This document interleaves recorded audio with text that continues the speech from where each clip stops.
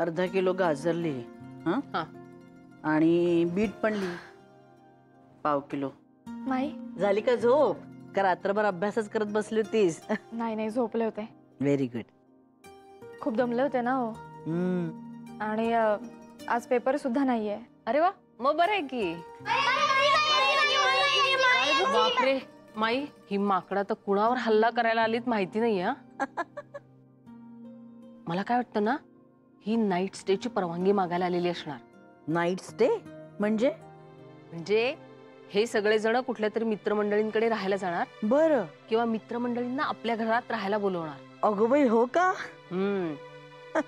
नाही, पण त्यांची वर्णन आणि स्टाईली बघा आता. सावकाश सावकाश. काय हे मायाजी, आम्ही आमच्या फ्रेंडला नाईट स्टे साठी बोलवू का? हो, आम्हाला पजामा पार्टी करायची आहे. पायजमा पार्टी म्हणजे? अगं पायजमा नाही ग, पजामा.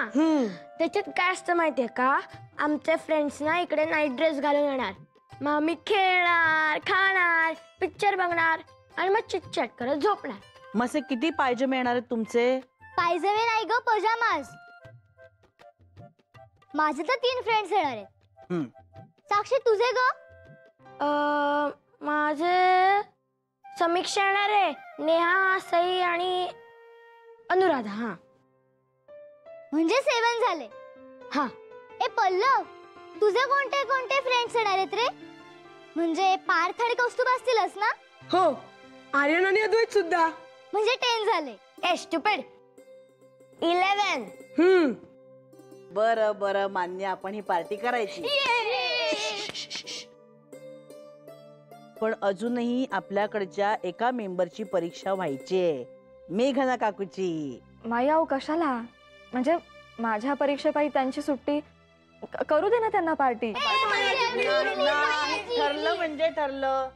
हे बघा, तुमच्या पार्टीमध्ये मेघना काकूंनी पण मज्जा करायला पाहिजे असं वाटतं की नाही तुम्हाला? मग हे बघा, मेघना काकूची परीक्षा झाली की आपण मस्तपैकी पार्टी करू. आणि तुम्हाला आदित्य काकाच्या वाढदिवसाला कसा केक केला होता तसा केक पण हवाय की नाही काकूच्या हातचा? हो, पण नाही बिन नाही. ठरलं तर मग मेघना काकूची परीक्षा झाली की आपण दणक्यात पार्टी करायची. 30 एप्रिलला पार्टी करूया आपण. काय? Very good. तुम्ही ते गोड गोड मुलात माझी. चला जातच पळा पळा आपापल्या कामाला. चला. कठीण आहे ग भैया पोरांचं. अजूनही तोच विचार चाललाय डोक्यात.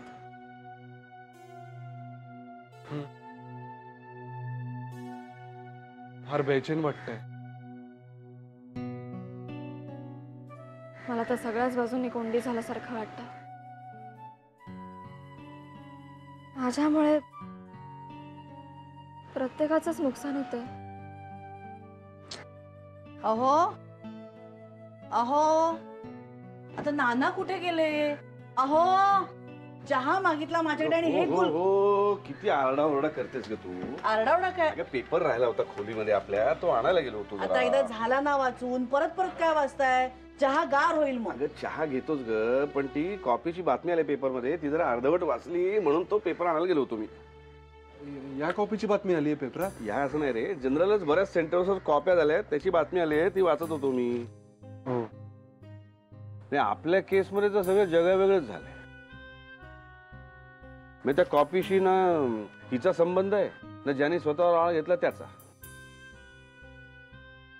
आणि आपल्यावर उगीच उपकारांचं ओझं झालं ग.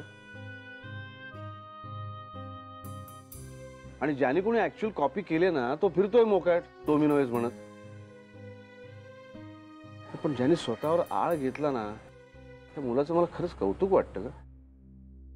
नाही, आजच्या जगात कोण कोणासाठी करतं असं, पण ना काही माणसांच्या अंतःकरणात चांगुलपणाचा झरा असतो. आणि असं काय झालं ना की तो आपोआप पाजरायला लागतो. नाही संजीवनी?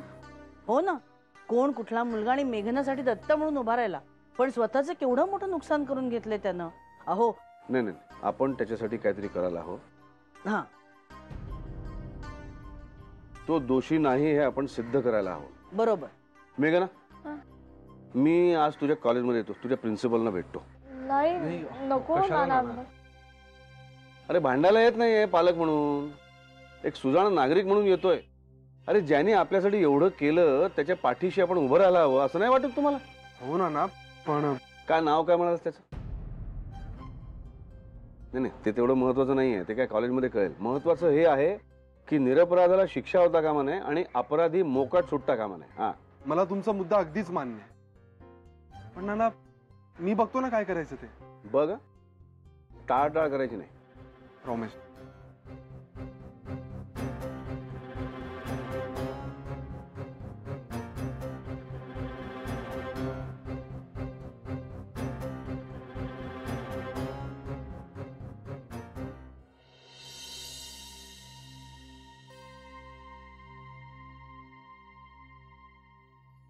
तो जर इथे आला तर मी काय बोलणार आहे त्याच्याशी, की त्याने असं का केलं?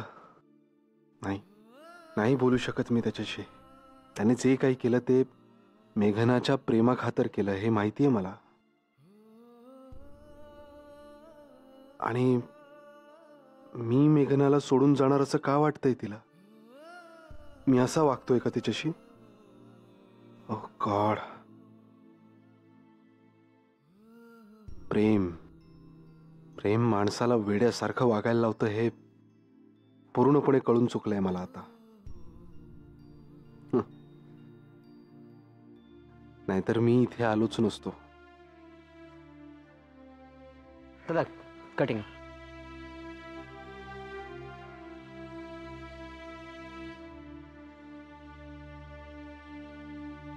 हाय.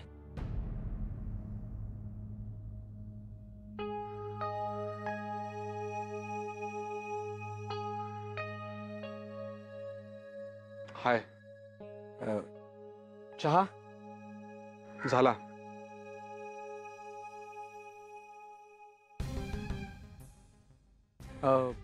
निघतो. ओके.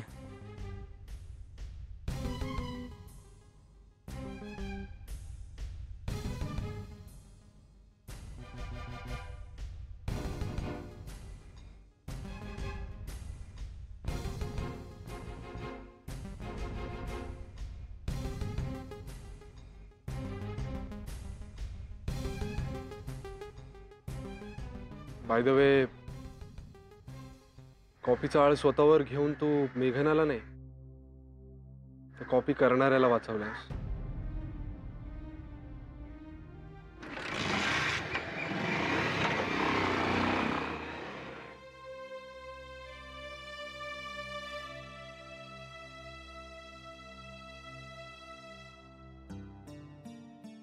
काय ग मेघना, खोलीत कंटाळा आला?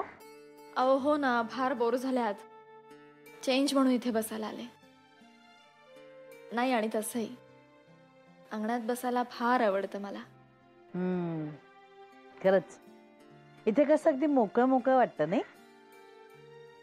माई अहो तुम्ही बसा ना, या. नको, तू बस, अभ्यास कर, माझी कामं पडलेत आता.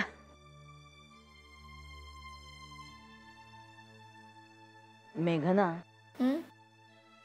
रागवणार नसलीस तर एक विचारू का ग तुला? माई मी कशी रागवेन तुमच्यावर? बोला ना. तसं नाही ग, काही गोष्टी खूप नाजूक असतात, म्हणजे गैरसमज होऊ शकतो ना, म्हणून विचारलं. त्या मुलाने त्याचा कुठलाही दोष नसताना स्वतःवर आळ घेतला, म्हणून आदित्य रागवलेला नाही ना तुझ्यावर? माई अगं नवरा आहे तुझा तो, त्याला संशय येऊ शकतो ना. अगं पुरुषांच्या मनात काय काय चालू असतं ना, हे आपल्याला नाही कळत. नाही म्हणजे त्या मुलाची ओळख देख नाही, काही संबंध नाही. आणि स्वतः कॉपी न करता सुद्धा त्याने केवळ तुला वाचवण्यासाठी स्वतःवर आळ घेतला. असं का केलं असेल त्यानं? असा प्रश्न त्याच्या मनात येऊ शकतो ना. माई आदित्याच्या मनात? मला ठाऊक आहे, आदित्य संशयी नाहीये, नाही हो माई, अगदीच नाही. अहो तो तुमचा मुलगा आहे माई, खरंच खूप चांगला आहे. इनफॅक्ट चांगला हा शब्द त्याच्या चांगुलपणापुढे फिका पडतो, तोकडा पडतो. उलट मलाच कधी कधी वाटतं की मीच त्याच्या योग्यतेची नाहीये. ए नाही खरंच. वेडाबाई, चल, असं काहीतरी नाही बोलायचं. अगं त्यानेच तर तुला पसंत केली ना. हा, तुला आठवतंय आम्ही तुझ्याकडे आलो होतो आणि त्याच्यानंतर तू उत्तर द्यायला केवढा वेळ लावला असते. आम्ही तर सगळे हवाल दिलच झालो होतो बाई. पण ह्याने काय डिक्लेअरच केलं मुली घरात, लग्न करेन तर ह्याच मुलीशी, नाहीतर करणार नाही. हो बाळा, तुझ्यावर त्याचा किती जीव आहे ना हे ठाऊक आहे मला. आणि मलाच नाही तर घरात सगळ्यांनाच ठाऊक आहे. जीवापाड प्रेम करतो तो तुझ्यावर. आणि म्हणूनच ना मेघना, जेव्हा जीव असा खोलवर जडलेला असतो ना, तेव्हा त्या माणसाच्या मनात शंका छळ मांडतात. आणि म्हणून भीती वाटते. म्हणून विचारलं हो तुला. अरे देवा, चौथी शिट्टी झाली, गप्पा मारत राहिल्याने झालं ना सगळं.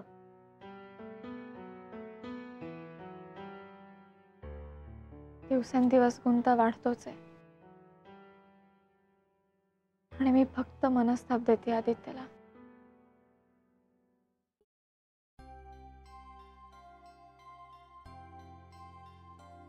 माधवी, पाय मोकळे करून येऊया. चल, आपण पार्कापर्यंत जाऊया.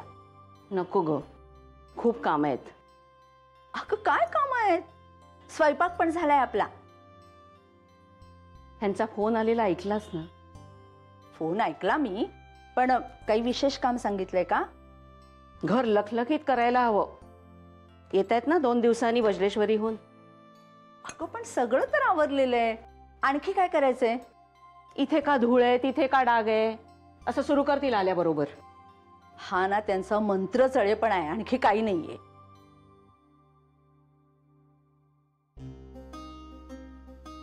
मन खात असेल ग. आयुष्यभर गैरव्यवहार केले, मलाही करायला लावले. खोटं वागणं, चोरासारखं जगणं, पोरीलाही दबावाखाली ठेवणं. हे मनावरचे डाग नाहीये तर काय आहे ग? माधवी, तुमच्या आयुष्याचं झालं ते झालं. त्यासाठी तुम्हाला जो काही पश्चाताप करून घ्यायचा आहे, जे काही प्रायश्चित्त करायचंय ते जरूर करा, नाही कराच. पण त्यात मेघनाला ओढू नका. तू मेघनाला फोन करणार होतीस ना? हो ग, त्या कॉपी प्रकरणाचं काय झालंय कोण जाणे.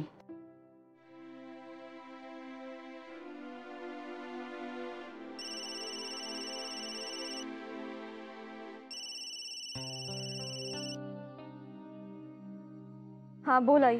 हा मेघना, या कॉपी प्रकरणाबद्दल तुला कोणी काही बोललं नाही ना ग घरी? नाही ग आई, आदित्यकडचे सगळेजण कसे आहे ठाऊक आहे ना तुला. हो ग, म्हणूनच आपल्याकडून काही कमी जास्त होऊ नये ना असं वाटतं. काळजी घे हं. बाबा येतीलच 2 दिवसात, मग आम्ही येऊन जाऊ. घरात अपसेट असतील ना ग सगळे? तुम्ही त्यांना सांगितलेत का ग सगळं? हो. अगो बाई, त्याच्याविषयी पण?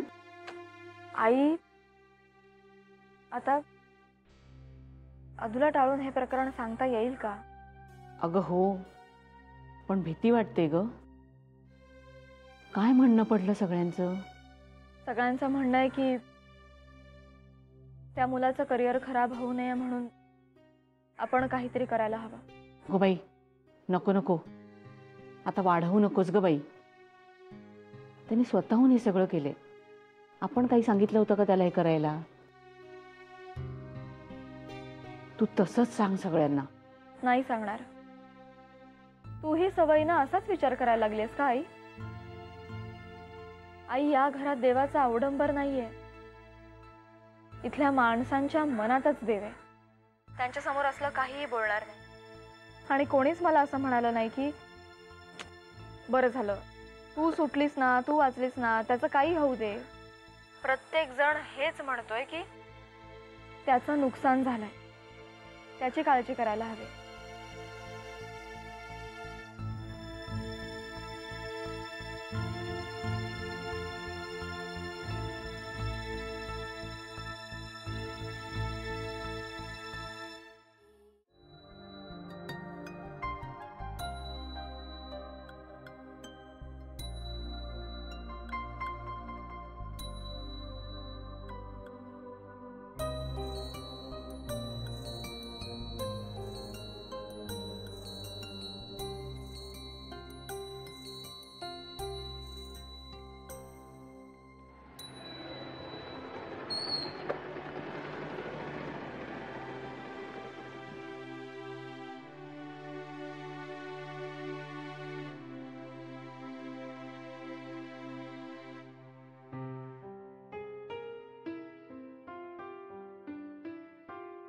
तुझीच वाट बघत होते मी.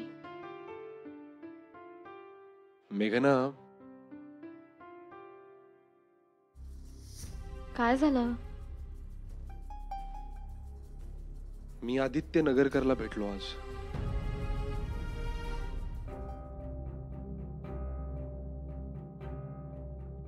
पण कशासाठी?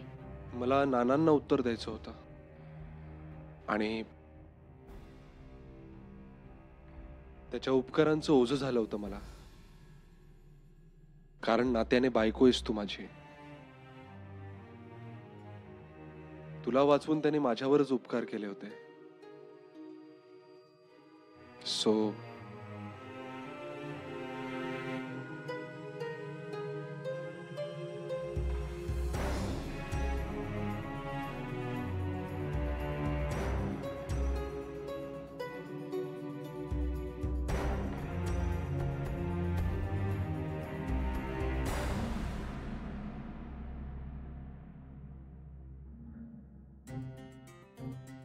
कोकम सरबत वगैरे काही हवंय का? आदित्य, आपल्या गुंत्यातून बाहेर पडण्याचा मी मनापासून प्रयत्न करत होते, तर हे आता नवीनच उद्भवलंय आणि तुला नवीनच मनस्ताप. I am really very very sorry. तसं पाहायला गेलं तर याही प्रकारात चूक कोणाचीच नाहीये. त्याने जे काही केलं ते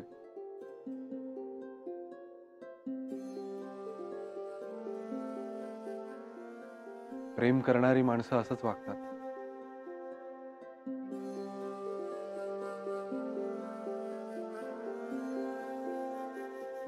तो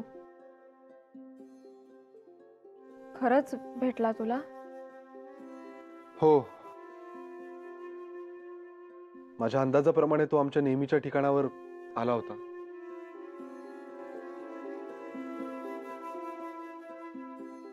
मग काय म्हणाला? तो काही नाही म्हणाला. मीच म्हणालो त्याला की कॉपीचा आळ स्वतःवर घेऊन तू मेघनाला नाही वाचवलास, तर त्या कॉपी करणाऱ्याला वाचवलास. कारण तो कॉपी करणारा तर मोकाटच सुटलाय ना. बस एवढं बोलून निघालो मी. कारण तेच सत्य आहे.